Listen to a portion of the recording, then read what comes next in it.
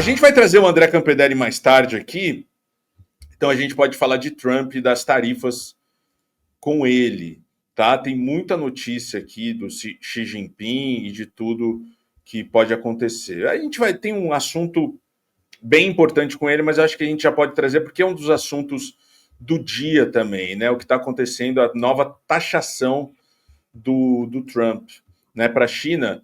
E, Calejão, olha que coisa, que a gente tinha falado que o Brasil pode se dar bem nisso. China já acelera a compra de soja brasileira em meio à escalada das tarifas. Em meio à escalada da guerra comercial entre as duas maiores economias do planeta, a China já está acelerando a compra de soja brasileira, como meio de evitar a produção dos Estados Unidos. Nessa semana, houve a aquisição chinesa de uma quantidade incomumente grande da soja brasileira. Na definição da Bloomberg, primeiro sintoma visível no agronegócio da escalada das tarifas. A soja é a principal base de alimentação de suínos e aves na China. Pelo menos 2,4 milhões de toneladas de soja foram contratados no início dessa semana, quase um terço do volume médio que a China costuma processar por mês. Segundo noticiou a Bloomberg hoje, com base em pessoas familiarizadas com o assunto, sem identificá-las. Conforme a agência, o movimento comprador da semana foi excepcionalmente grande e rápido. O Brasil já é o maior exportador de soja para a China e os Estados Unidos são o segundo. Metade da receita dos Estados Unidos com exportações de soja vem de embarques para a China. É um movimento importante, mas convém não concluir antecipadamente que a soja brasileira vai substituir toda a produção estadunidense na China. Entre produtores e exportadores há uma percepção que o grão brasileiro pode ganhar mais espaço na China em relação ao americano, mas há uma limitação natural importante. Enquanto a soja brasileira abastece os mercados globais no primeiro semestre, a americana é colhida e vendida no segundo trimestre. Dada a volatilidade provocada por anúncios e recursos de Trump sobre a tarifa, ainda prevalece a incerteza entre especialistas sobre como estará o mercado de soja no segundo semestre, quando as lavouras americanas começam a ser colhidas. O movimento reportado pela Bloomberg, contudo, indica uma busca de alternativas pelo maior comprador do mundo para reduzir sua dependência da soja estadunidense. E aí, Calejão, a gente já tinha falado sobre esse assunto, né? E agora parece que a coisa está pegando, né? A China antecipou a compra de soja brasileira e o Brasil tem muitos commodities que podem ser substituído ali pelo que os Estados Unidos mandava para a China, o Brasil pode começar a mandar agora, né? Uhum. Como eu vejo, é uma consequência natural do processo que o Trump iniciou e que ninguém sabe como vai terminar. Eu fiz duas coisas. Um react de uma entrevista que a gente fez com o Leonardo Trevisan, muito bom o cara, Beze. Um baita professor, baita pensador, fala de forma clara, objetiva, tem conteúdo pra caralho, muito bom o Trevisan. E eu o Demori, o Deluca e a Vivi fizemos uma entrevista com ele no N1 e eu tirei 2 cortes no qual ele fala dessa reorganização da sociedade internacional, principalmente considerando as instituições tidas como multilaterais e que os Estados Unidos vêm organizando ao longo dos últimos 80 anos, tipo Banco Mundial, o FMI, a própria ONU, OMC e tal. E que até aqui respondem, sobretudo, aos interesses do capitalismo anglo-saxão. Isso está mudando agora. Então é óbvio que o Trump não vai conseguir manter esse processo sem nenhum tipo de consequência mais séria. A ver se ele sequer consegue manter isso, porque Pequim não vai recuar. Hoje o Xi Jinping fez uma fala muito dura do lado do Pedro Sánchez, primeiro-ministro espanhol, dizendo que, olha, basicamente a Europa deve agir de forma conjunta e oferecer resistência essa foto é muito engraçada, ao que o Trump está propondo, porque ele está agindo de fato como um bullying. Sim. Que acha que vai intimidar o mundo inteiro. E o que é muito louco, Beze, porque veja, toda a estrutura do raciocínio gira ao redor de dizer por que o Laranjão está fazendo isso? Ele está fazendo isso porque ele quer desarticular o multilateralismo, no sentido de fazer a manutenção da hegemonia estadunidense de uma forma meio atabalhoada, meio desesperada. Ele já foi para aquela linha do desespero, digamos assim.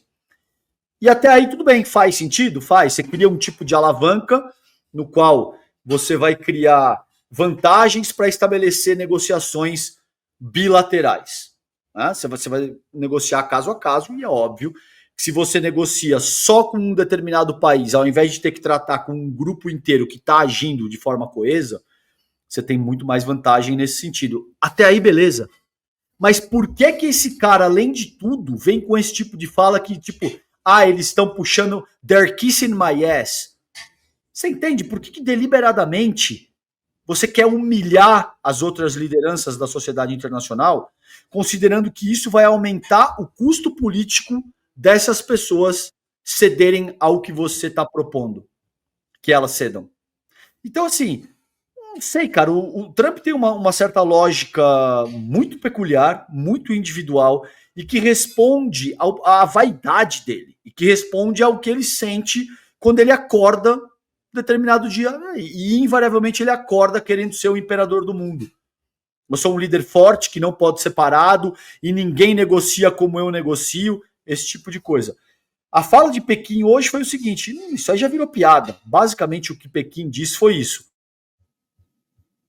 Vamos ver até o que Pequim disse, Calejão, aqui. Né, a gente tem o Guga trouxe agora, tá? Don't fuck with China. Palavras do vice-presidente chinês Han Zheng sobre a China perder o mercado estadunidense. Abre aspas para ele. China está preparada para lutar até o fim, porque o mundo é grande o suficiente. Os Estados Unidos não representam todo o mercado mundial. Se os Estados Unidos quiserem ir nessa direção de se fechar completamente do mercado chinês, seja meu convidado. Não nos importamos em perder o mercado americano. Não nos importamos. A China está aqui há 5.000 anos. Na maior parte do tempo não havia Estados Unidos. E nós sobrevivemos. Se os Estados Unidos querem intimidar a China, nós vamos lidar com essa situação sem os Estados Unidos. E nós esperamos sobreviver por mais 5.000 anos. Tá aí, palavras fortes, né? De indo na direção que você estava falando, né?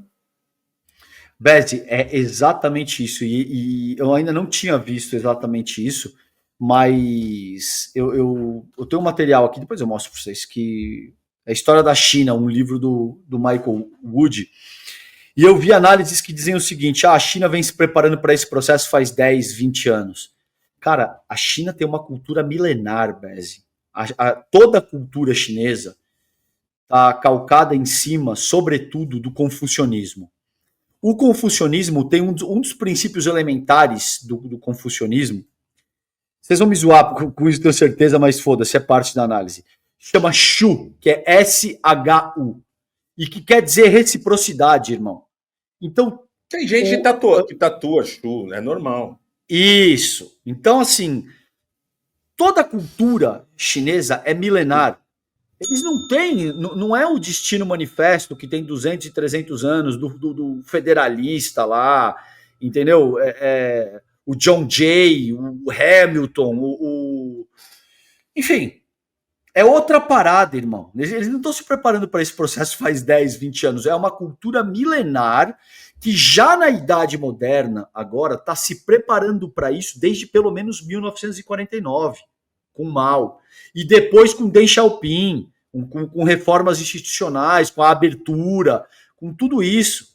Então faz pelo menos, além de ser uma cultura milenar, faz pelo menos 80 anos, quase 80 anos agora, que a China está se preparando para esse processo.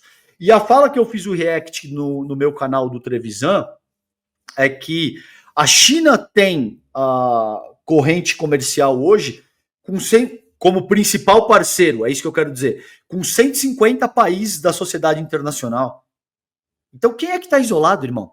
Que porra é essa de estar isolado, entendeu? É óbvio que não é o caso, e é óbvio que o Trump se colocou numa situação que ele não pode vencer. Então bota 300, 400, 500%. Sabe o que vai acontecer? Hoje está em 145%, Bezi, a tarifa que o Trump... Isso, a taxação que o Trump aplica sobre a China, e 10%, o Campedelli pode falar mais, que ele entende muito mais desse Paranauê do que eu. E aí ele explica pra gente se é isso mesmo. Mas, você imagina que, sobretudo, os Estados Unidos importam aparelhos eletrônicos, tablets, smartphone, esse tipo de coisa.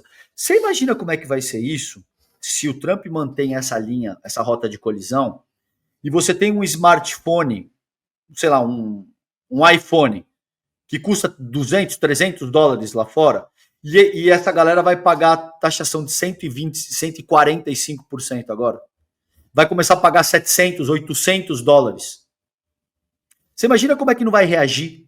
Sobretudo a classe média estadunidense, um povo que está acostumado com fartura, a consumir tudo é gigante para os caras, litro de leite, as caixas, os caras vão no mercado e pegam aquelas porra, tudo carro gigante. Você imagina como é que vai ser isso, cara? Se o Trump tem condição ou não de manter isso. Tá certo que é um povo, em ampla medida, profundamente alienado, que acredita no tipo de groselha e fumaça que seja vendida, mas quando começa a mexer no bolso dessa forma, não sei, vai ser complicado isso. Por outro lado, você tem a população da China, um mercado interno quase inesgotável e que tem relação comercial com o mundo inteiro, que vem se preparando para esse embate faz pelo menos 80 anos.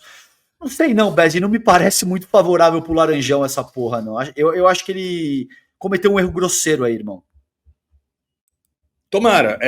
Aqui o Xi Jinping falou na sua primeira manifestação desde que Trump deu o primeiro tiro. Xi Jinping oscilou entre a mesa de negociação e a trincheira. Fez um aceno ao entendimento ao reconhecer que uma guerra comercial não tem vencedores, mas engatilhou a retórica ao declarar que, por mais de 70 anos, o desenvolvimento da China se baseou em autossuficiência e trabalho árduo. O que o presidente chinês disse, com outras palavras, foi mais ou menos o seguinte: a China se basta, ou com a maior parque industrial da Terra, abundância de mão de obra e um mercado interno de 1,4 bilhão de consumidores, a China não precisa de ninguém. Ou ainda, Trump vai acabar tornando os Estados Unidos supérfluos para a China. Tá? Então, tá aí o jogo xadrez 30D aí do Trump, que parece estar dando muito errado.